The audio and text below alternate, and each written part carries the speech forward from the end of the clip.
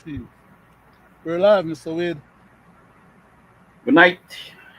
Good night. Good night to our listening and viewing public, both at home and abroad. Welcome again, and to those who pleasant good night, and to those who will view us a little later on at their own convenient time. A pleasant good night, and it's always a pleasure to sit in the company of Mr. Leonard Brackett. The pleasure And is mine too, Mr. Chairman. thank you. And I say tonight again, we want to welcome our viewers and listeners to our 367 edition of our Belizean Affairs show. Pleasant good night. Hope that tonight program, may shed a little light and give you a little more understanding, and for you all to see that we are not asleep. We here on this program, we are not asleep. We are well in tune on what is going on in our country, right? We are the voice and advocate for the poor and less fortunate, and we are not afraid to call out the things that we see not well, and we are not afraid to call out the things that we see that is going well. Um, on that note, as always, um, our next panelist, Mr. Gregory Brackett, is somewhere in the background, but he will join us. And on that note, we always start our program, with a reading. I'm sorry, with a prayer followed by a reading, and then I'll ask Mr. Leonard Brackett to lead us in a prayer. Sir? Yes, sir.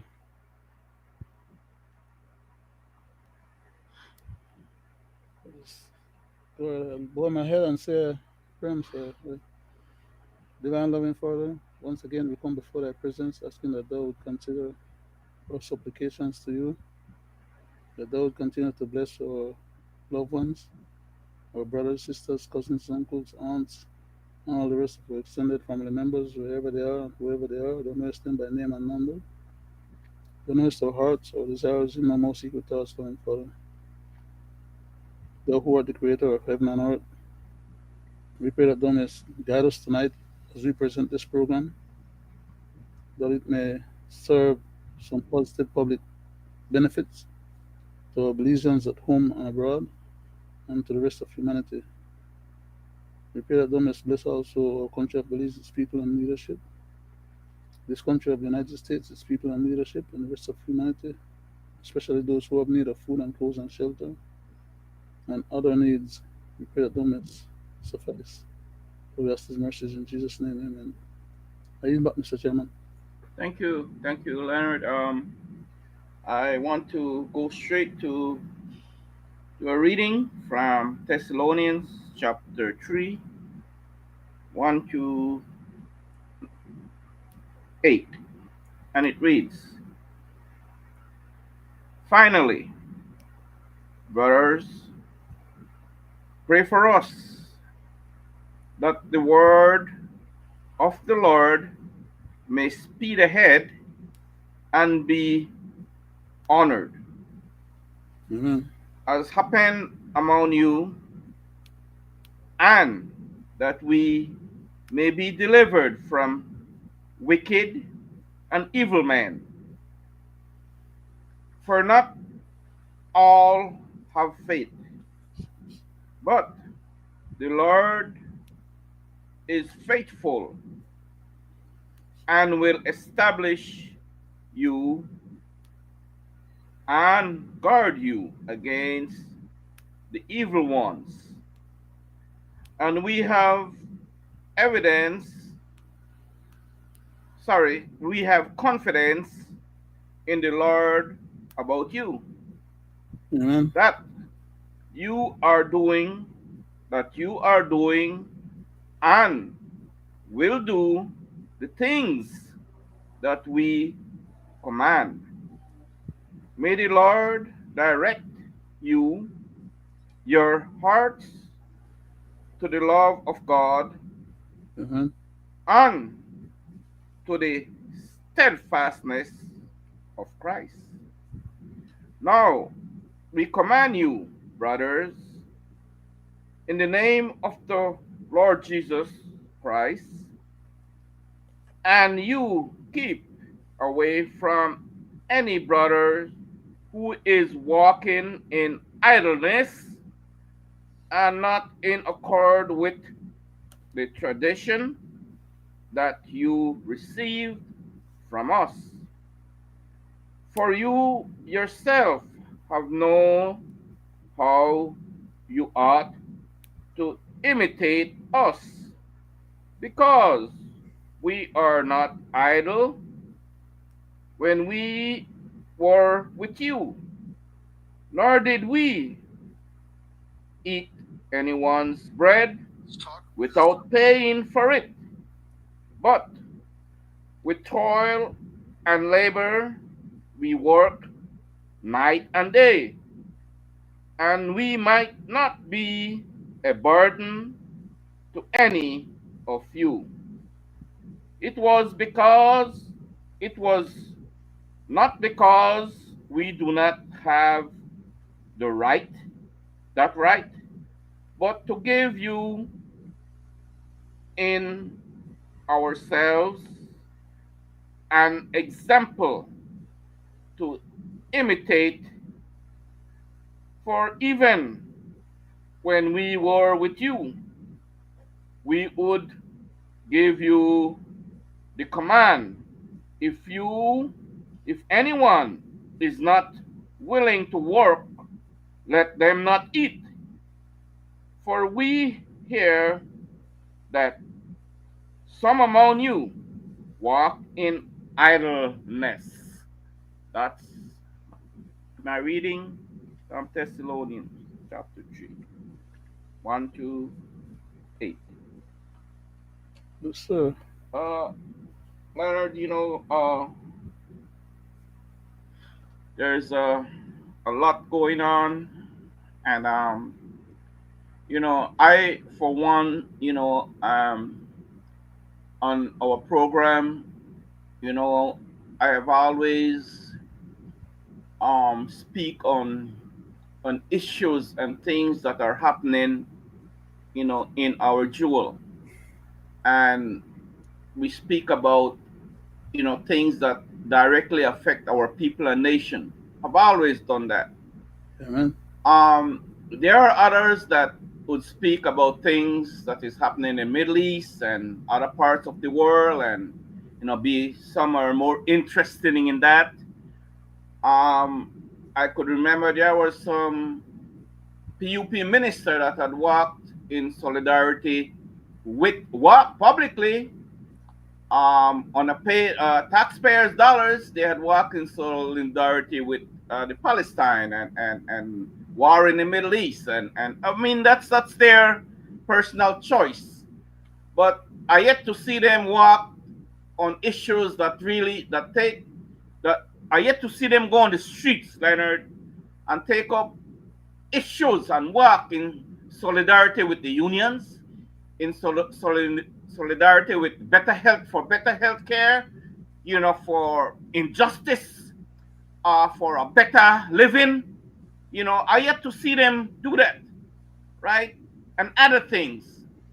They would not once pick up a placard and walk and say what they are against in terms of the Belizean people. But I saw them with my own eyes march in solidarity publicly for other country. But like again, to each his own. That's their personal, that's their personal take on that. We are not all alike. We think different. We see different. Some of us could see a crime committed and say it's not a crime. Some of us say it's a crime. So, but Leonard, you would like to, before I take my a little 15 minutes and do a little presentation here in taking the people back a little bit. Let's not forget. Would you like to uh, say something before Yes, sir. Just on what you was talking about just now about these politicians that run our country, they can find the energy, the commitment, and the dedication to advocate on behalf of other people, which I don't have a problem with.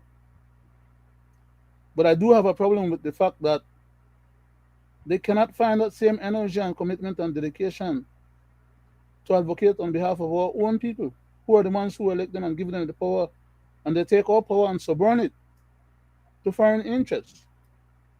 And that's part of my peeve. So I just Thank you. wanted to add that to your previous Thank comments. you. I mean that's factual, Leonard. It's truth, you know. It's there for the public to see that we do not forget, and these are the things that we see, and these are the things that we have gripes with. Um, where we at as a society? Where we at? 2025. Where we at? I asked the question, is our leaders, past and present, any better? I ask, is Belize any better? Please, for our children, 2025, is Belize any better? Is life any better for the Belizean people? Right? Are you happy with the way the country is going? Are you still living from paycheck to paycheck? Can't get a piece of your patrimony, can't get a piece of land, and we see how past and present system abuses our natural resources for greed, for power, for political agendas, past and present, and they continue to do it for votes. Is that why you elect them? Is that what they should be doing? I ask, right? Who are the ones that are living large in Belize? Who? Most of us know them from system to system. The same old cronies pop up. When the UDP in power, we see who running around and all in public vehicles and doing all manner of ills and all on the backs of the taxpayers in the name of, yes, I'm a UDP and either the government now. And you see it in the PUP, right? When they are in power, we see all their cronies repetitiously.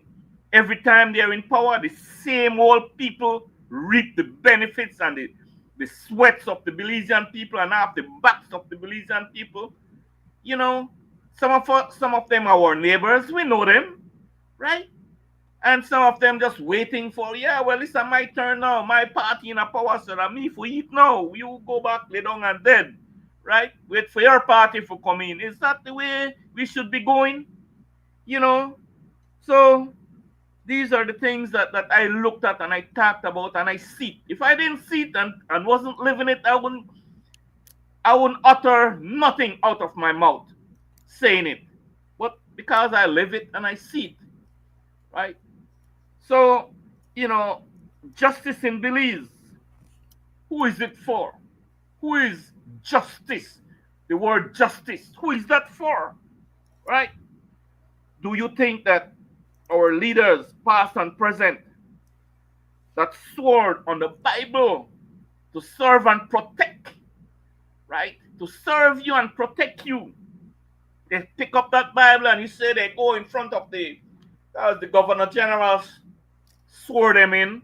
Oh yes, they lay that hand on that Bible and they swore on it. And as they walk out that office, that building, they are completely different individuals. Time and time again, repetitious cycle. Do you think that some of our leaders, past and present, should be investigated, jailed for all their criminal acts and abuse of the powers the people entrusted with them to them, the abuse of our constitution, the law of the land, the abuse of that we see it, right? The corruption and other crimes committed against the nation and the people. Now, another thing a bit came to mind was soliciting. You know, the two-party system, every time you see them go abroad, they leave the country and they go and they beg. I call it beg, right? But they go and beg not in the name of the UDP or the PUP or that prime minister or this prime minister or this minister or that minister. No. They go and beg in the name of the Belizean people. And when they get that package and they bring it back, who gets it? Am I talking something out of space? Because this is, this is going on for time immemorial. They come back with a nice package that other countries give to them to return to their country and give it to the Belizean people. No. We know where it ends up, right? So my thing is that, what is going on in the country, right? Right now, the Budna situation is not going to go away. And you see how they kick the ball from the police to the cabinet, to the prime minister, to the AG, to the DPP. Now the ball is the DPP catch that ball, and the DPP say that there is nothing in that ball. Ain't got in there. The ball flat. So she cannot do nothing with the ball, right? So I'm just using something out of the box, right? Because the DPP said there's nothing in the file. So we see how that file got diluted, that report, when it was handed to Johnny Briseño. It got diluted, Leonard, diluted down the line and end up at the DPP with less than nothing. Less than nothing. So she cannot charge the ghosts. Remember, Leonard, 3 months ago, I was talking about ghosts. Yes, sir. The lady from the opposition, I don't know how to call her, the leader or the whatever of which one of the opposition. She said, who thief Budna? Who thief Budna? Well, I did say that the ghost, and I will say it from Jump Street, from the day it happened, that the ghost thief Budna. But yet we see all of a sudden a triple reflect, a triple effect start happen. Cabinet is in this array. Names that was called, and I will call the name because that was publicly called. And we see how they play with those names and they send a say this one go up and leave, and they said me send her. No, we come back. No, no, me send him and leave. That they take it because he don't like when they the news that he named the car, so he gone and leave. He just disappear, leave it. And the other the guy Flowers, and they bring them back because then I'm a loose cannon out there, right? So we see how all these things they play out. And then we hold these leaders in high esteem. You see the my guy, all kind of things. So, and I would like to know, Leonard, if we are still paying that guy. Yes. I would like to know, right? So, but anyway. Chairman, quickly. To your question as to whether we are paying him, the Prime Minister have already answered that question because he said initially the guy had gone, initially he had resigned. But then afterwards, they changed the man because resignation means a by-election. So to avoid having a by-election, they decided he's on leave. And he's on leave with pay. So he could continue cashing his check, but he's not a member of cabinet. He's not operating in cabinet right now. Somebody else is holding that portfolio. But he is still getting all the benefits. So anyway, I'm just enlightened and because, Leonard, why I say this? Because these people think that everybody forget. So now they look and said, Ali man, them say, where they he not forget, Look where he still talk about this thing. He still talk about what happened here. So I like to tell you, Johnny Briseño, I not forget. right? And I have all the rights to speak how I speak. I am a Belizean, a taxpayer, and a voter. A taxpayer and a voter. And I contribute to paying your salary and all the other minions' salary, right? So I think I have a right to know how my 1 cent spent. If not even 1 cent you collect from me in taxation, 1 cent is 1 cent. If you have 99 cents and you don't have that penny, you don't have a dollar. But anyway, so if you think that all of us, like how we usually say, there were a couple of days, things fly away like one breeze and thing, happen here, right? So I talk about it because it bothers me, because you're a public elected official, you're elected by the public, and you should be accountable to the public, not to Michael Ashcroft, not to this here businessman, not to the other businessman, not to the cartels, not to the, you're accountable to the taxpayers of this country, the people of this country. So I think if the newsman asks you a question, you should answer it once it is in behalf and the interest of the Belizean people, right? So I like to say this, that that matter will not go away. You see, when we talk about injustice and how justice is not equally shared, you see the DPP says, well, the soldier will shoot and the policeman will shoot the next BDF guy in down here in the west, right? You know what? The surveillance camera was right there, and they got convicted of it, and thanks to surveillance camera, right? And that's just one item. You have the lady that passed the gun to another lady, and that lady shot this individual in Belmopan not too long ago. Footage was there, surveillance camera was there, and what happened to that lady? What happened? She's in home, she's in bed right now, sleeping nicely, maybe in bed or maybe whatever, go about doing her whatever she does, right?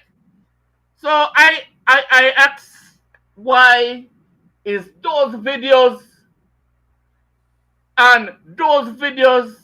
that was taken in Orange Walk, and even a diary, police diary, cannot reveal nothing? Why it's all, why? And so again, we are waiting for the ghosts them to fall back down and present themselves to the nation and to the authority, whichever authority that will subpoena them. For me, I'm just waiting to see that. And on that note, lastly, I want to say that, I call on the attorneys for Mr. Budner to do right by Mr. Budner, right? In terms of whatever injustice that they have done to him, right? That they give him justice in respect of whatever crime he was alleged, Leonard, he was alleged committed crime in Belize, that he's whatever the charges are. For me, he's an innocent man because I don't know him. Went to court and the court convict him and lay a penalty on him. I don't know. I haven't heard about any. Whatever he had done in Guatemala, that's a matter for the Guatemalan government, right? And I always say, and we have said on this program, there's a right way and a wrong way.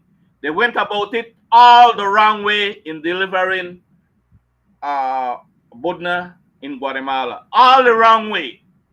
So I just hope that that his attorney do diligence and give him some justice in certain area, and that the ghosts that stole, I said ghosts because there are more than one ghost that stole Budna or thief Budna, that these ghosts, wherever they are, come back down and present themselves. On that note, I want to welcome our next senior panelist, Mr. Gregory Brackett. And there's a lot to talk about. And Greg, I want to welcome you. Good Thank night. you. Thank you, Mr. Chairman. Good night to you guys. Good night, Always a pleasure sitting with you guys virtually. Good night to you, the people at home and abroad. Thanking you for tuning in to this 367th episode of Belizean Affairs. I go back to you, Mr. Chairman. Thank you, Greg. I know that you have some items queue up on your Monday night show. We touch a lot on the domestic abuse and the 16 days of the activism, and I watched repetitiously how this minister, that other minister, and that what they talk so nicely, and they repetitious cycle. They march with, and they know what's wrong, and they are right there. Some of them Leonard and Greg, they are right there. But that is always just for a show, and after the day gone, that business as usual, right? um Nothing in place, like we talked about on Monday night. Nothing in place for domestic abuse, and properly. They're not doing right. They're not doing the right thing. They're not doing the things that they should be doing, right? And they know what they should be doing. It's all mouth all the time, talk, talk, talk, and they do nothing for the Belizean people. um I want to let us talk about the DPP, Leonard and Greg, right? You know, on what she said that less than nothing in the file. How? I mean, what you guys think about the way forward in this matter? The way forward in this matter, because the last we hear from the DPP, we know where it stopped. But what you guys think is going to happen on the way forward in this Budna situation? I go to you, Greg. Thank you, Mr. Chairman. I want to start by playing this video. Then I will answer exactly what you are saying. No, I have not about that. I didn't even know that they were going to revoke Mr. Gamboa's visa. But if you don't want details, I think you need to speak with the U.S. Embassy. I have no idea why they did that. Is it concerning for you, though, considering his post in the police department? Of course it is. Of course it is. But we don't know. And I was out. And I think that if the U.S. Embassy, if they think it's something very serious, I think they'll bring it to my attention. Again, the United States, when they give you a visa, it is they give you the permission to visit their country, and they have the right to be able to revoke their visas at any time. And the United States is not the only country to visit in the world. I want to say, Mr. Chairman, when you are a commanding officer in a division, you head that division and you are the one who is going to be held accountable if any of those individuals or persons serving under you goes rogue. In Mr. Gamboa's case, three officers was eligible, pointed out for say the video in the kidnapping of Joseph Ryan Budna. One of those officers was not on duty. Same officer had also signed for a firearm.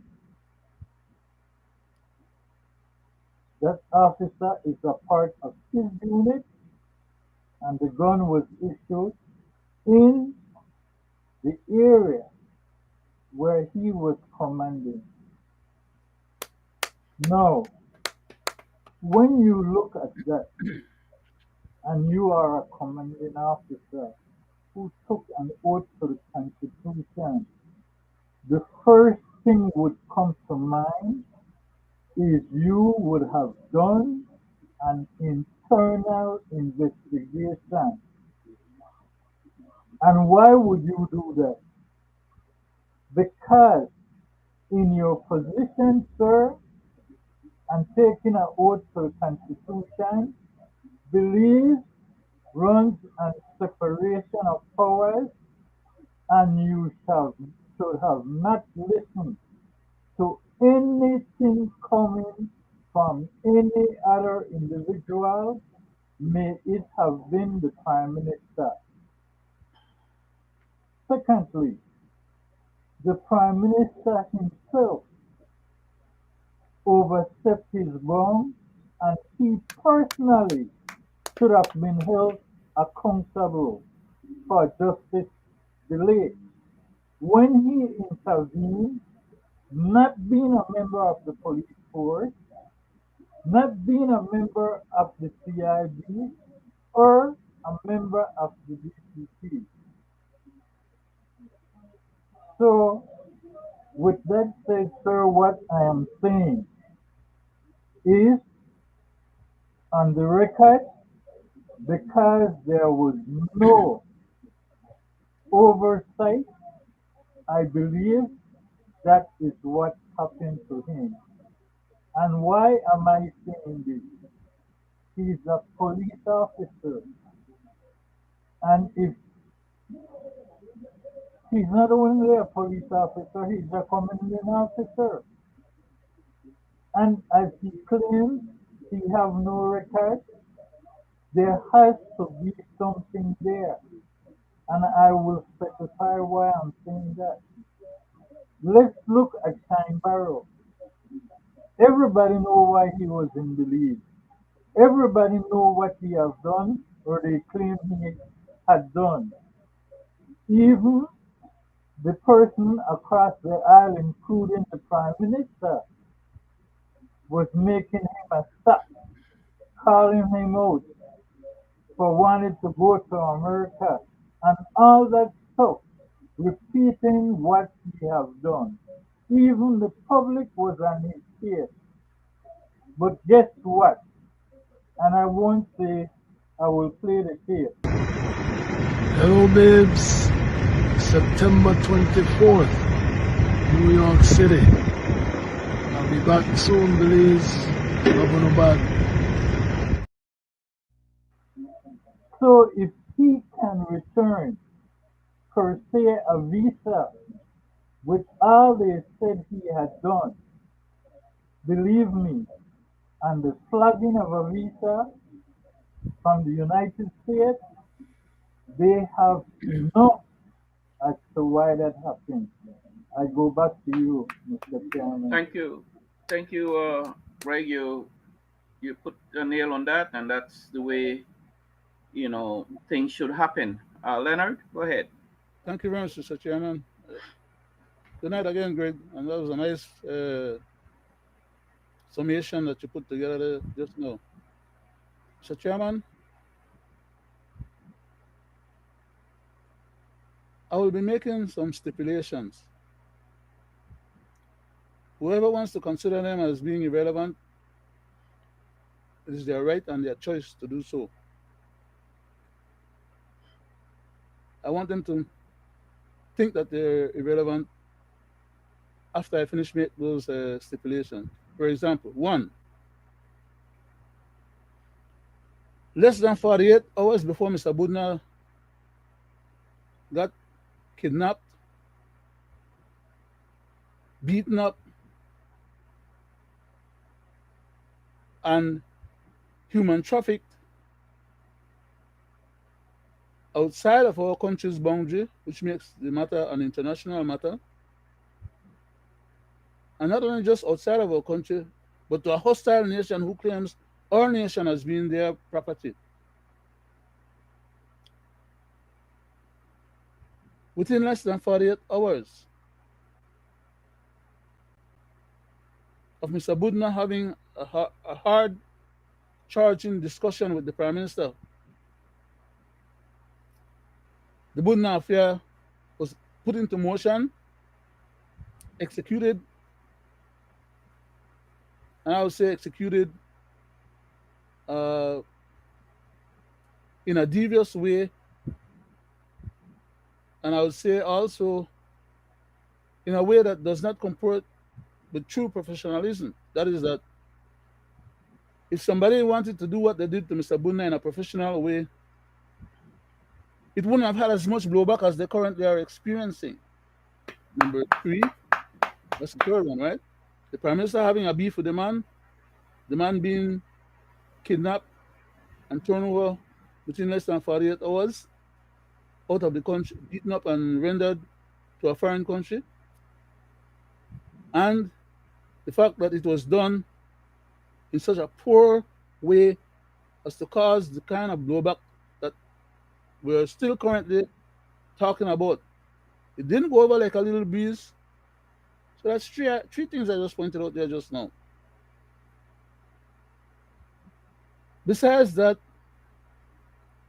how would the Commissioner of Police come to the public and say that there was no officer involved?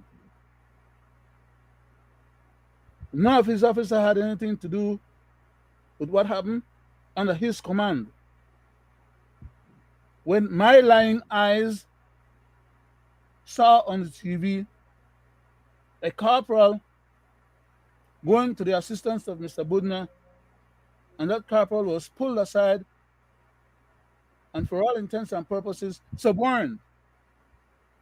In other words, he was supposed to have done his job on behalf of Mr. Budna and the Belizean society as a whole because he's a police officer, 2 stripes at that. But his effort was suborned to the interest and the assignment and or the job that those other individuals was perpetrating, to the extent that the police officer went and had words exchanged with one of the culprits who was committing a crime, and the police officer did not put that person on remand or arrested him or declare him to be, under arrest, which he should have been able to do, but that he, the police officer, was suborned, was informed that they had higher authority under which they were performing that function to carry out what they were doing against Mr. Budna. And for that police officer to not be involved or to try and impede what was happening from happening. The officer went and wrote in his book, in the police log, something to the extent of reflecting that particular incident. And for that reason, that log is now disappeared. The police commissioner definitely had seen that video before he came to the public and stipulated that no officer was involved. Or at least he had to have seen it before opening up his mouth and making such a statement. Because even after he made the statement, it was proven immediately that he was lying. So for him to say that they have to regain the confidence of the people is not enough. He betrayed that confidence. That's 4. The deputy or the when Mr. Rosado was relieved of his position by the Prime Minister because he didn't submitted what the Prime Minister expected of him, that is a proper report, the Prime Minister put him on leave for 45 days. That's the 5th point. He turned around and said that the man did not, he didn't put the man on leave. That the man had actually requested to go and leave. How the devil's Mr. Brosado going to request to go and leave with a major crisis like that going on, and he as the head of the police department? They put the other officer in his place to hold over, and that other officer stalled in doing his job. I could call the name as well as how I call Mr. Rosado, Mr. Bart Jones. He stammered in his own presentation while searching for words to tell lies to us, the public, who had already seen enough to know that what he was saying was a lie. I'm not calling him a liar. He lied on himself. He proved to the public that he was choosing to lie to us. Why? To stall and create space and time for a report to be made by the next senior police officer who was tasked with that job, who came back and gave a report to the Prime Minister again. Second report, by the way. That's the sixth. And guess what happened to that report? The Prime Minister decided to review that report. He should have rejected that report when they tried to give it to him, because he was not the person along the chain of custody for that report to maintain credible evidentiary category. By him taking that report, puts that report in a situation where if they were planning to use that report as the DPP would have done when they handed it to her, she had to say that the report had less than nothing. Why? I don't know if the young lady did a good enough job in her investigation to the point that almost everything had to be excised or taken out of the report so as to leave nothing in the report. That could be a possibility. But more likely than not, the report was done in such a way as to achieve the objective that they said that they achieved. That is that no police officer was involved and nobody was found guilty of any crime. That the crime committed against Mr. Budna just happened it just dropped out of the sky. Nobody was culpable. Everybody was exculpated.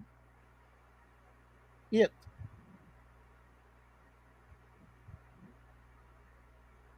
the new, in addition to that, the people, the police officers, them or the individuals that committed that crime, was tasked from their own department that Mr. Gamboa used to control, or is still controlling, as a matter of fact, as of today date. He was the head of that department, from which Mr. Flowers ended up getting a gun to give to the next gentleman to beat Mr. Budna in a head all over his body with. 2 more minutes, Leonard. Yes, sir. I'll use the other 2 minutes. So that's number 9. And that gun was returned back to the armory. An official at the armory was responsible for having that gun signed out by whoever signed it out. And that's a part of the record that should have been given to the DPP.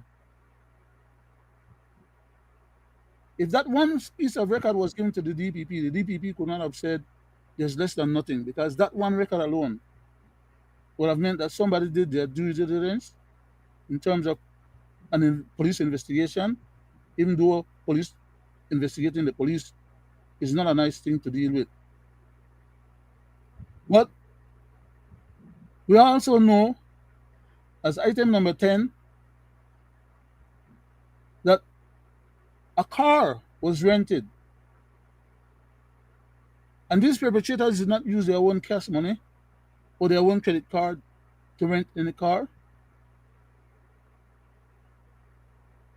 Almost a day before the action was taken, Mr. Budna was complaining of a particular car following him, which meant that in less than 48 hours, that car, after the Prime Minister and Mr. Budna had the exchange, that car was already rented and available to get the deed done the following day. You see how quick the whole of that operation got put into play, and all those poor persons got suborned. The Bunna affair is not a light and a simple matter. It did not happen just, by somebody, um, that didn't have power, just try to engineer something. It had to have been engineered with high recommendation from above. Why do you think that Mr. Usher refused to take up that department? You know why visa cancel?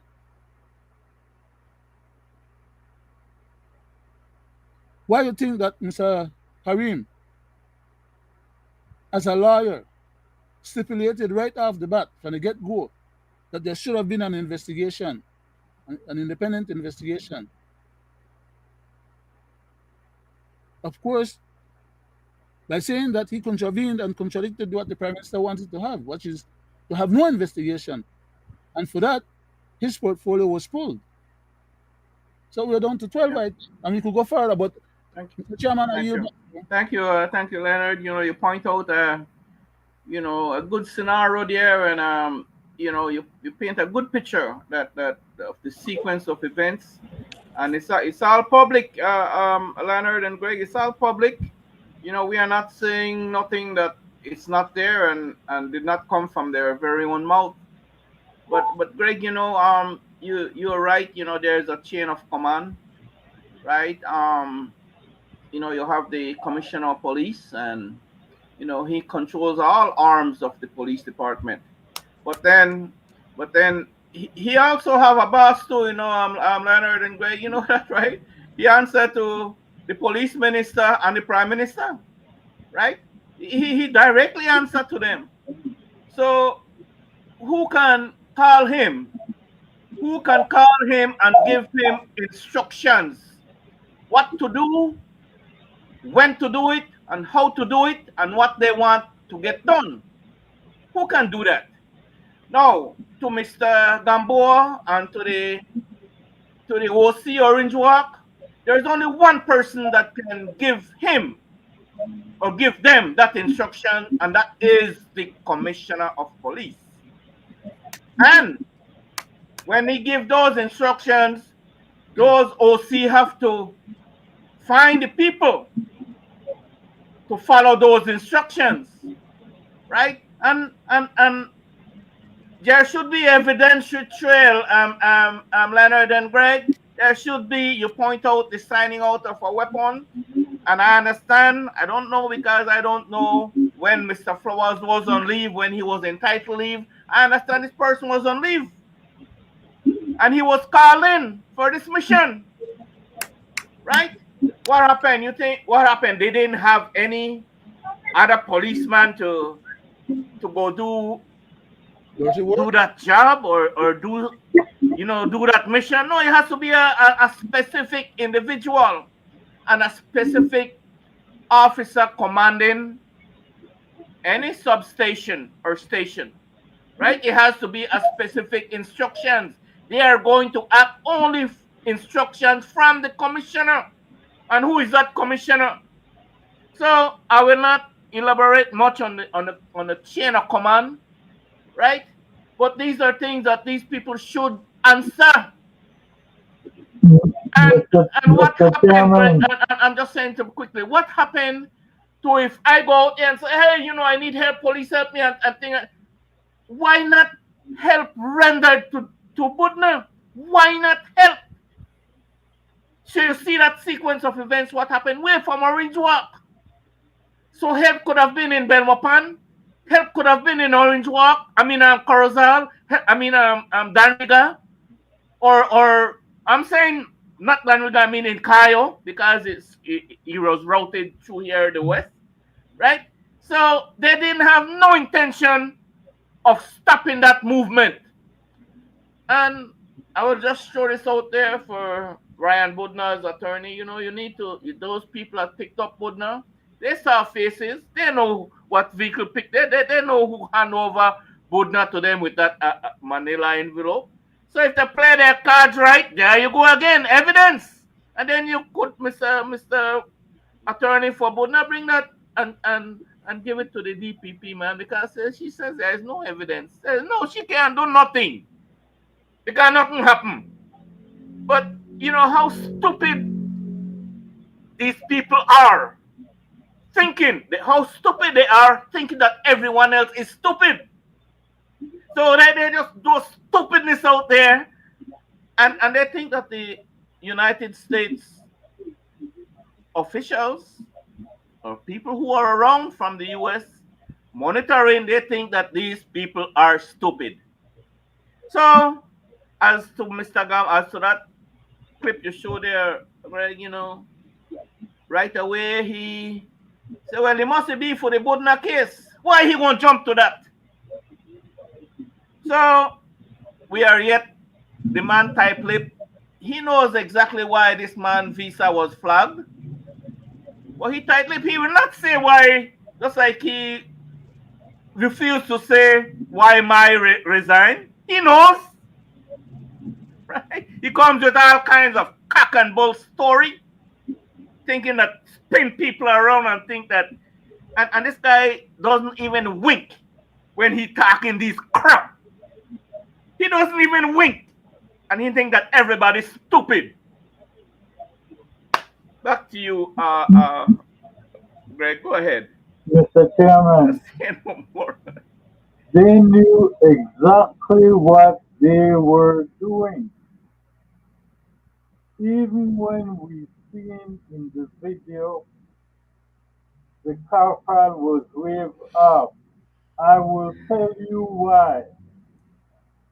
The lady who was live, who first reported the kidnapping of Joseph Ryan Budner, it was on social media when she was saying it. And she was saying it in ample time for the police could have put up any checkpoints and roadblocks they wanted to. So make no mistake, they knew exactly what was happening. Likewise, as I said before, it is always a narrative to how this government works. When one says something, the other one piggybacks on it. You seen the tape? No, I haven't seen. You seen the tape? No, I haven't seen. Nobody, even the incoming new Minister of Home Affairs, I haven't seen the tape, but you live up north. So you haven't heard what happened. And to be the incoming Minister of Police, you're not going to do any investigation. You will leave it up to the DPP. When all the information that the DPP works on is what is coming from the police, who makes the charges? So then how can we move forward? And it's the same thing with what is happening with Mr. Gamboa. It's the same thing with Mr. Mai. And here at Belizean Affair, I always say, if you listen to what these people say, you will catch them easily because they always do what? Lie on themselves. And tell on themselves. And I will Okay. point it out tonight again. I will go to the tape, Mr. Chairman. Go ahead. Minister Mai has a farm, and one time he came to cabinet and saying that he was riding his horse and he fell off. So over a year ago, and you know, many of us bantering about it, teasing him, not realizing that he was seriously hurt, both his lower back and his shoulder. And I know he was telling us that he will have to be having surgery, probably going to Guatemala for surgery. So he felt it was best to take a leave of absence whilst he take that operation and go through the recovery process. With your back, it's a long process. So he think he'd be better served, or the cabinet or the government, by taking time off to be able to take care of his health issues. I want to put on record my great appreciation, all of us, a great appreciation for Minister Mai for the tremendous work that he did in the Ministry of Agriculture. I firmly believe that he is the best Minister of Agriculture we have had, at least since 1981. What he has done was tremendous work and revitalize agriculture and getting more and more people excited about investing in agriculture, and it's something that we will never forget. Does he still have your support as a candidate in Orange Walk? Of course. Minister Mai and I, we remain very close friends. I mean, we've been friends for a very long time. His parents live one block away from my house, and we still keep in touch, and we continue working. And in Orange Walk district, we work together, and also in the Northern Caucasus. He's still the deputy party leader for the North. So if he wants to continue with politics, of course, I will support him. He's been an excellent representative. I mean, he has been elected since 2012 and continuously getting bigger, larger and larger margins. So it shows and it speaks volumes about his work. And it's Mr. Chairman and people at home and abroad, I will point it out.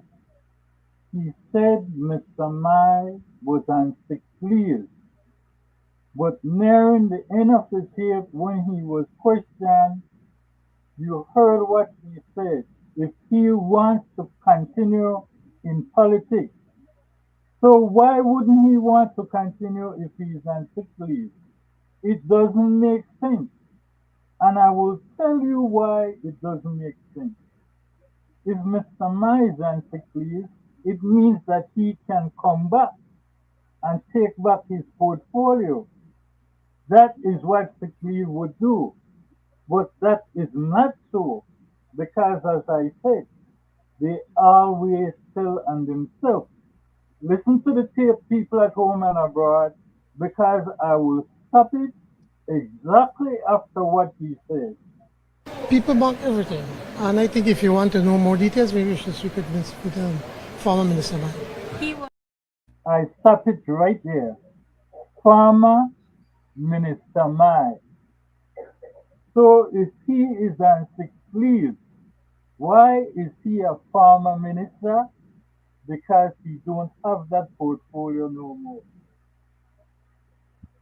Plain, they always tell on themselves. And that is why, as per the first tape, it was mentioned if he wants to come back. So he has no portfolio and he's a former minister. I go back to you, Mr. Chairman. Thank you, Greg.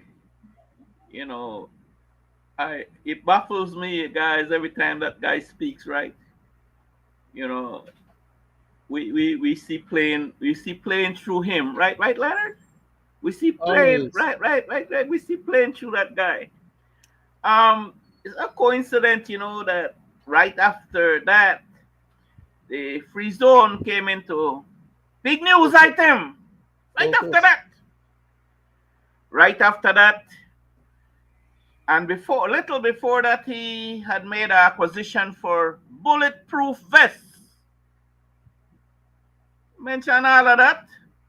Who would want a bulletproof vest? I see some posts that, oh yeah, anybody, if you want, you could apply and you could get one. You know, it's your right, and yes, but who in their right mind? Why would you want a bulletproof vest? So they say full talk, but no full lesson, right? Well, no all full listen. So that is an item there that you know, great speculation. All of a sudden, the free zone situation and other news flying around. They see him here and Yana with different people but you know, those things are tight-lipped. And then he gonna want a bulletproof vest. And I don't have a problem with that, guys. If he want, he should have gone and buy that off himself. Spend his money, go in the bank, withdraw, or sign a check and buy a damn bullet. Why do you want the Belizean people to buy you a damn bullet? No, any policeman they want to give a policeman who is out there in harm's way. If the soldiers are out there in harm's way every day has a bulletproof vest. So why you, Mr. Mai, want a bullet? I just asked that because I'm stupid, right? And again, while we're on that, who would want a bulletproof vehicle? Who? That's another serious situation to show you what is going on in this country. And these guys, they are grandstanding and say everything is all right. Right? But I always say, I just hope that the U.S. in time drag their ass in one by one until you get rid of the whole cartel of them. And it's going to happen. Back to you, Leonard. Thank you very much, Mr. Chairman. I'm tempted to believe that the no has mature Mr. Mai, that one donkey. Like some people that say one ass, right? I'm also tempted to believe, as regards to the bulletproof vest, that because the man claimed to have been thrown by an ass or by a horse, is his claim. My stipulation is that it's an ass, not a horse. But he claimed that it is claimed that he was thrown by a horse. I think the bulletproof vest that was bantered around as being needed by him would have been more like for a support for his back. So it's not a vest, a bulletproof vest that he actually needed. He needed something to help support his back, with which he may have been having some problems. We can't deny that. But he was asking for the wrong thing, or somebody was recommending to him the wrong thing. Instead of recommending one with bulletproof vest, which would have been needed for him to navigate in the carousel free zone, the way things are operating up there now, he should have actually been requesting a back support vest. Okay? I mean, if we are supposed to put what the Prime Minister is saying, what he is saying, and what everybody else is saying, and everybody else is surmising, we could make some sense out of all the nonsense. But I just try to be funny when I say that, right? Because we could also believe that, for all intents and purposes, they are all correct. The Prime Minister is correct, Mr. Mai is correct, and those who are speculating are also correct. That is that the man did get thrown by a 4-foot animal. Some people say the animal may look like one horse, and I keep insisting that the animal actually may look like one 2-foot jackass. Okay? We actually throw the man out of the cabinet. And then turn around and they bray to we, the Belizean people, and they lie to us every time we open them out to try and mislead and misguide us. But I have one thing to say to these jackals, okay? As I have been saying long before tonight's show, America has long arms and long ears. They hear and know a lot of things that they know divulge to any and everybody. And when they are ready, in their own time, they stretch their long arm out and they snatch who they want to snatch when they're ready. I've said it before and I'll say it again. There are many ministers in our Belize government and other officials. The PM should be well aware of that. Well, that's why they call him in. He's not only shouldn't be aware, I'm sure he's aware because he's the one that they spoke to. And when I was going to say something else, but you see, every once in a while I have to measure my words, what I say, and how I divulge what I say, because I don't want to get myself in an unnecessary problem. I could handle certain problems, but I know I can't handle others. So I will stay within my own limitations. And I will say, that there are many ministers in our government cabinet and others government officials who are on the list and who, as I've said before, one day may leave Belize and never get back. Why? Because they have been nabbed. Okay? America is not going to tell you when you're going to stretch your hand and grab you. Even if you go to Guatemala, they could get you. You go to Panama, they could get you. You go to Bolivia, they could get you. You go to Uruguay or Montevideo, they could come and get you.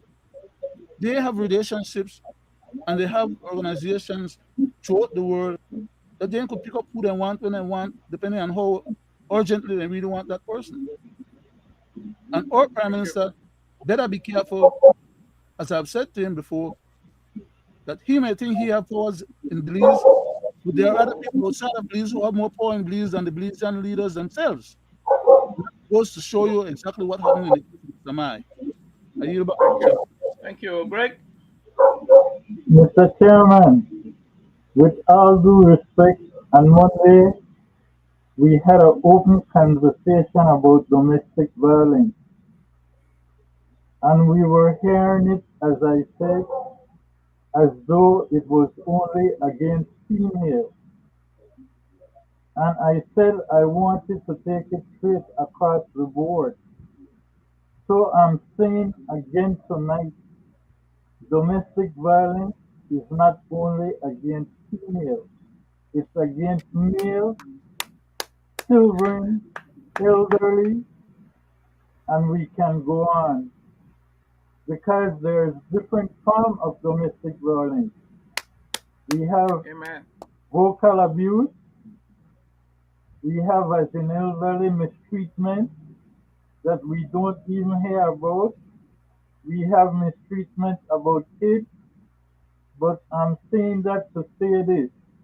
Again, domestic violence is not only against females. Let's go to tips. That done is not the first time this happened, no. It's not about the third time they gotta go for their man for this house. Third time.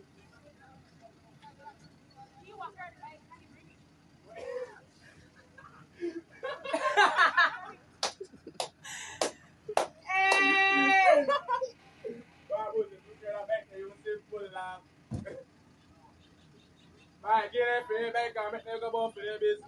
That not their bike. She just could use that as excuse.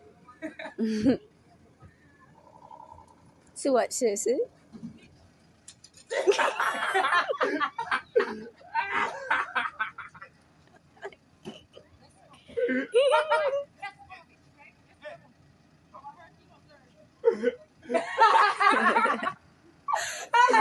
This is the sweetest and funniest fucking day. It's not only against females. And as we can see, a police officer is right there, Mr. Chairman. I go back to you. Thank you. Thank you, Greg. Greg and Leonard, we here on this program, we had talked about the BEL situation a little while back. We talked about the raise that was going to come on the backs of the Belizean people. We saw that done deal.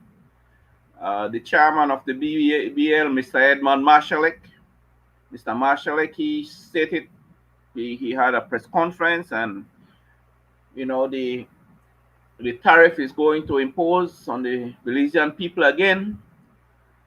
Done deal. And I have said right after that, I said water is next. I said water is next, and I have always been an advocate about the health situation and the contamination of the water that the Belizean people drink, the poor people who cannot buy bottled water every day, as we have a sector of society that cannot afford bottled water that they drink directly off the tap. kids, families, and poor people and children at school and all that. They go straight to the pipe and they drink that tap water, right?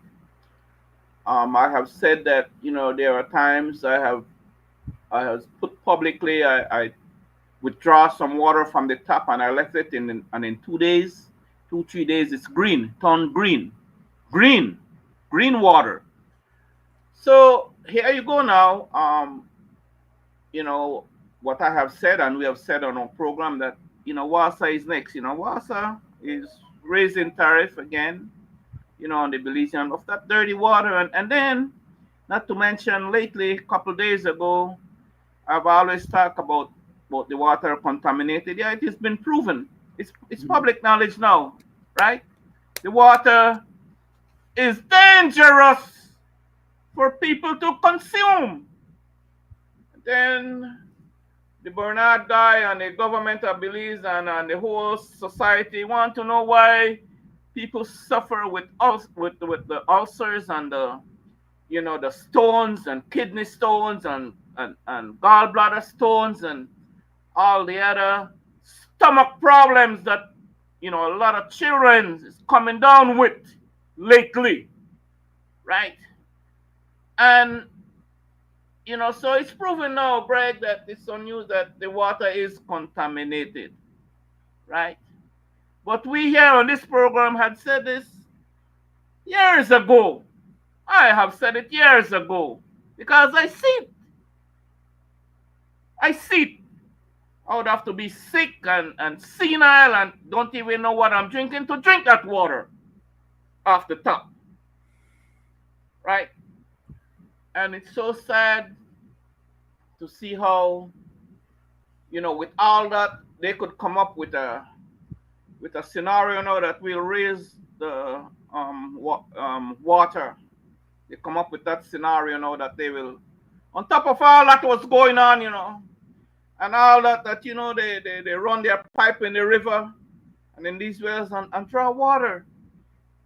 I don't know how much water pay per gallon when they suck the water from the river. I don't know. Maybe they have a secret place that they go and pay for that water. I don't know. But I know that they are not paying for it. But, here they are sucking free water, right? And they put them through these treatment plants and put them around and around. And then they disseminate that to the Belizean people, to the public, right? And now taxing the Belizean people heavily, right? And their service is deplorable. Their service stinks. Okay, it's all good. I vent on this because it concerns poor people, right? All this to say that how they penalize these poor people. They do not disseminate a bill rotation for residents so that they know how much gallon of that filth they turn on. No. But yet they have the audacity of taxing people again. But it'll be good if they start taking bills and take the bills to the houses and say, this is what you owe, right? It's $20. If you don't pay it by tomorrow, we'll come and cut you off. Because that's what, I think it's $28 or $30. If you owe $30, they come and cut you out, right? So if they're gonna put this raise, and I said it when they come up with that brave idea of hiking up the price of electricity. I say, yeah, that would be good if they present to the general public a billing system. But no, these poor people, if they don't have a phone to check what they have to pay, they come and cut them out, right? Because they're not gonna pay them bill. But how you gonna pay something that you don't know how much you owe? So you have to left your house wherever you are to go to the water place and find, what is my bill, man? It's a damn shame, right? It's a damn shame. And you have to go to certain place to pay that bill. Just like the light bill, the poor people have to walk forever the hell they are. They have to go to that one place and pay their bill. And if they don't get there in time, and they don't got to pay the $20 or the $80, anything over $80, you get, I think it's 17%. They tax your ass again, right? That poor person, that poor old senior citizen, run that bill over, that damn meter over $80, $81, or any dollar over that amount. I think it's 17% has been taxed, right? It's a damn shame, and they love the people. Back to you, Greg. You Mr. want to say something? Chairman, you speaking about water, but how about social security going digital, where old people don't have a phone, don't have a computer, so if they are cutting them out for $30, and I can say this for a fact, they wanted to cut me out for $10.42 on Monday, and I had to go down and pay.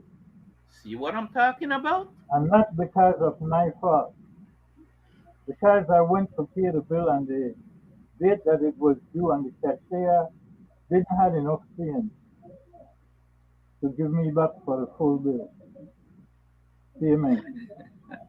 But imagine, it means that all these elderly people who depends on social security that has to file a P6 twice a year, that has no one, they walk in there, now they will have to pay someone to either do it for them, or how will they get it done?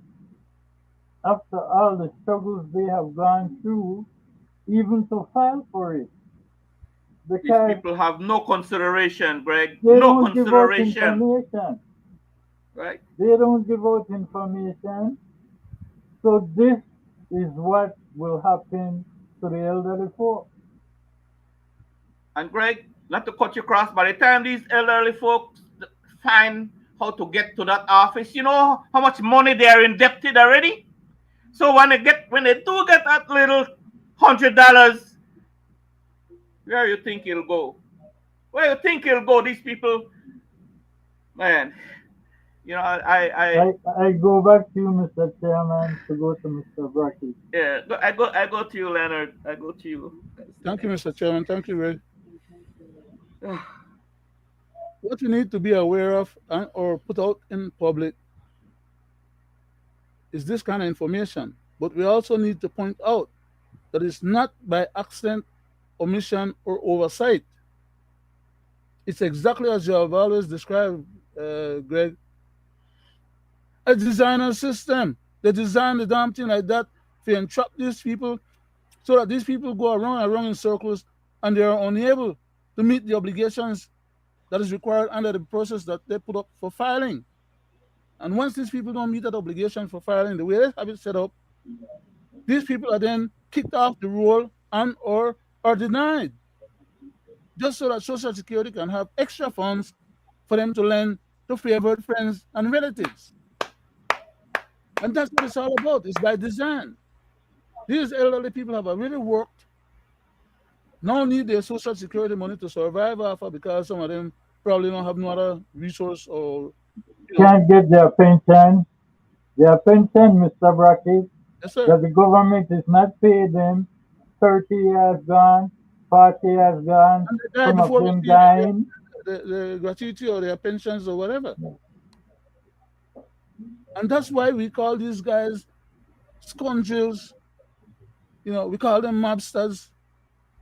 We call them, you know, people that don't have any respect or regards for the laws, or the very same people that they go and ask for votes so they can become leaders of the country. They don't look after the affairs of the country. They don't look after giving us proper governance. They don't care about governance. All they worry about is getting to the position, use their position to embezzle money out of the system. That's what it's all about. Okay? And it drives me crazy, because as much as we talk about these things over and over, there's nobody that brings these people to account. Otherwise, there would be better results. Nobody sue them. In fact, very few people have any money to sue them because they have the power of the purse, the government purse, the treasury, and they use it to stop other people from trying to demand that they be accountable. Are you back, Mr. Chairman? Mr. Sad. Chairman, if I may, Go ahead, I Greg. want to say this to the people at home and abroad. Even though I have mentioned that we're living in a designer system, this is not really what is happening with social. I will tell you what it is. The government is forcing people into the one ID thing that they are trying to do, the digital ID. So everywhere is looking to go digital. Now, if you listen to the young man speak when he speak about social going digital, the word that came out, biometric, that is what is needed for the border. That is what is needed for you to do your thing with social.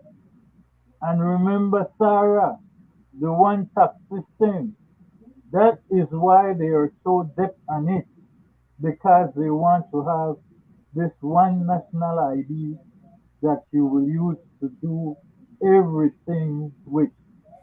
That is what they're after, Mr. Chairman, and people Right at on home that. and abroad.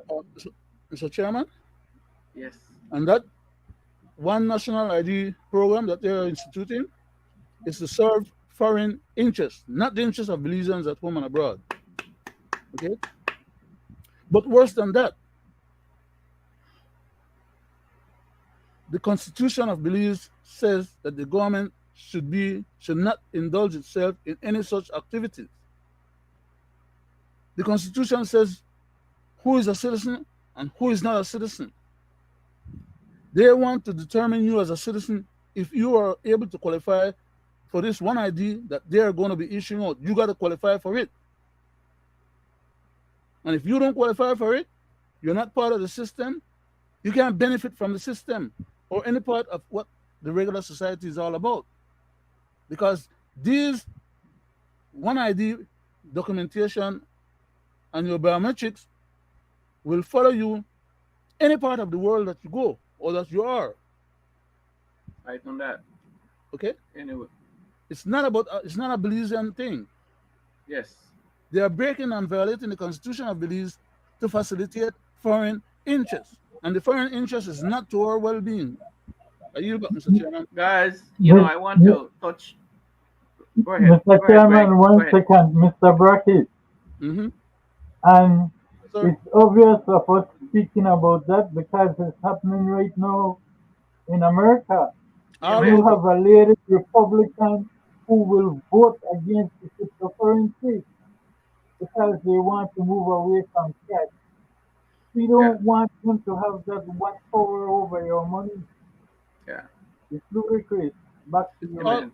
it's all Guys, Mr. onerous and evil. I Okay? noticed, guys, right, that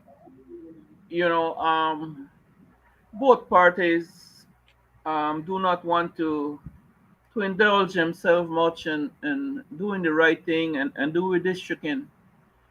Um, it's not an issue for the opposition party, the paid opposition party, and it's not an issue for the ruling party. Um, it's so sad, to see that things aren't right, and none of them want to make it right. They are fighting tooth and nail. They're fighting my group, not to do it. They stalling. They, you know. So not one of them, right? And stand up in the house and say, that yes, next week will conclude the redistricting and this is what is going to happen XYZ in redistricting, and it's necessary, and we cannot have the Musa guy and the Lichan guy, or how right, and with these Levita people and these are the guys that and all the other ones that leave it to people and they have so much power and the rest constituency with so much people and they don't have that much power and none of them get up there and point out the ills. None of them get out there and say, it's wrong because the country not equal. So let's make it equal. So quickly, guys, don't you think that it's high noon? Don't you think that we should not go through another election without doing the redistricting? Don't you think so, guys? Greg? Mr. Chairman, that's a good question, and I will say this. It comes back to a narrative. It's a narrative that is being played over and over again. Whenever there's election time coming, you hear what the party in power will do. It's like we playing the same Super Bowl memory over and over again. 10,000 houses will be built, infrastructure will be done, but when the money is given in the house, you don't see where it goes to. So it's the same scenario. And you know what, Mr. Chairman? It's too bad because we even have the TV station that is being politicized, pushing the narrative for the government. And I will tell you, the other day they had the House meeting and the leader of the opposition refused to vote because they wanted to bundle the package. They turned around and said she wanted to vote against the teachers and everybody not to get their money. And it's a narrative because they knew exactly what she was saying. But we have some stations that wants to push the narrative. They're getting paid. Okay? And I want to prove it, Mr. Chairman, so the people can see what is being done. Here we go. We have Chester Williams coming in. He made a post on Facebook this weekend, which clearly stated that he met with some of the clubs, the motorcycle clubs, because remember, they're trying to address the whole motorcycle issue. This one person goes on Facebook now, he think he now an influencer down south, and he start try to discredit everything. And I'm thinking, but that's not what he said. That's not what Mr. Williams said. And I couldn't understand how you go from getting what Chester said on Facebook to this. Who they are people there? Never heard or seen of them before. And if you want to tell me how you don't know about them, they always up on TV. Well, I know watch TV. So, what relevant thing have they done for the country? I don't know. I don't think they're even relevant. But yeah, comprehension, she says. Well, I'll assume she didn't read my post because on my post it clearly states information gathered. Who tell you I go and read Chester post and believe what he posts just because he posted? We've been taught to double down on issues that may not be reality because I believe it's so, and because even though we know what the color blue is, because I say it's green or red, and I say it enough times. So essentially we've been learned to live as delusional. Yes. Now, you may have been taught to live as delusional, not me. Delusional would be accepting any nonsense that this government imposes on us. No, I ask, I wonder if there are people that PUP. I wonder if this show that die hard PUP. I wonder. Right on the money. And Mr. Chairman, Right on the money. that conversation had to do with the $300 they want to make off the motorcycle riders. Exactly. She's trying to push the narrative as to why it should happen to Chester Williams. And I want to say this. I want to call them out personally because she's saying if he didn't heard what Chester said. Did Chester heard what the CEO of our F&G said, it's No. not the motorcycles causing the accident, it's the vehicles that are not paying attention. Let's go to the tape so we can respond to her. One, a motorcycle is roughly a third the size of a motor vehicle. So when you are looking down the road to see a motorcycle that's coming, you see a much smaller object. Now you might be used to seeing vehicles, and so your depth perception says that motorcycle is far away enough that I can make this turn, so I'm going to go for it. You don't realize how fast that motorcycle is coming. And so we read in our claim forms so many times, I thought I could make the turn. I saw the motorcycle coming, but I didn't think I would hit it. They make the turn anyway, and the impact occurs. That's one. Second, psychologically, people when they're driving, they're looking, you look left, you look right, you see the motorcycle, your eyes see the motorcycle, but your brain does not register it because you are looking for motor vehicles. You're not looking for motorcycles. So, again, our claims forms say, I pulled out and I looked and I didn't see the motorcycle coming and I had the accident. So, to your question now, how is it impacting the motorcycle rating? We're not seeing much movement in motorcycle prices because the claims are coming out of the motor vehicles. What I can say, though, is I 100% appreciate what you said first about the economics of motorcycles. That's why they're so prevalent. I do hope for the day when we have a public transportation system that is suitable for any person to get on board and move freely around, whether it's their city, their town, their country, so that people are not placed in these dangerous positions because of purely economics and lack of. I will stop it right there. You heard what he said? Placed in these dangerous economics, using them to make money when it's not the cycle causing the accident.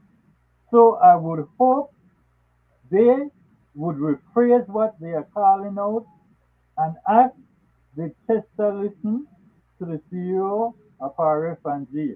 I go back to you, Mr. Chairman. Thank you. Up to you, Leonard. Thank you You very get, much. I give you 2 minutes and then I'll do a closing. Not 3 minutes. I give you 3 minutes. Thank you very much, then sir. Part of the problem is that, okay, let me ask a question. The young lady that was talking on the show, I think it's a Love FM show, if I'm not mistaken. I hope I'm not mistaken because I don't want to be. That's Love FM. Okay. Does she ride a motorcycle? Does it affect her in terms of her getting into a motorcycle accident or get knocked down by a vehicle while she's riding a motorcycle? No. She's comfortable in what she's articulating and verbalizing because it doesn't affect her. She's being inconsiderate, I would say. Because she's worried about what Chester is saying without analyzing what Chester is saying and contextualizing it in real-time scenarios. That is that Chester is advocating for hustling some extra money out of them poor people when they don't have enough money to buy food for themselves and their picnic. And could barely afford one gallon of gas to maybe run 20, 30 miles on a motorcycle as compared to a gallon of gas to run 15, 20 miles in a vehicle. As Mr. Rose said, it's about economics. These people can only afford what they can afford, and as a result, they shouldn't be put in a situation where, because of their economic situation, they have to be beaten down, ripped off, and then still end up being the culprits blamed for the accidents. When in fact, if the drivers would be a bit more careful rather than hurrying to get where they want to go and have no regards or respect or consideration for the pedestrians and or the motorcycles, when in fact they have to share the road with the motorcycles. Belize is not like in America where you could have special lanes assigned to motorcycles or bicycles or pedestrians or whatever. In Belize, really narrow alley roads than where we have that we, run traffic on 2 ways in some instances. Can't afford 3 motorcycles running together, much less 2 cars. Thank you. So we got to be careful how we go about verbalizing these things and like blaming people for things that they have no control over. Thank you, guys. Well put together, and we show and tell. And I just hope that tonight's program, Greg, our viewers and listeners take away something from, what we went out. And it's always a pleasure, Greg, for your input. Leonard, it's always a pleasure sitting in your company. Pleasure is mine. Thanks for a wonderful show tonight. And I leave this with Mr. Brisenio. Do the right thing. Again, I always do the right thing by the Belizean people. The government right now, is in the red. When I say that, not in UEP, but in the bad books, the red book, right? And as for the DPP, I just hope and pray that, so you could get some evidence. I just hope and pray that these ghosts come down from wherever they are, or come out from whatever corner or every vehicle or whatever police station they're at. These ghosts come out and present themselves, so that you will have some evidence and some ghosts to charge. Oh, sorry. Yeah. Go ahead.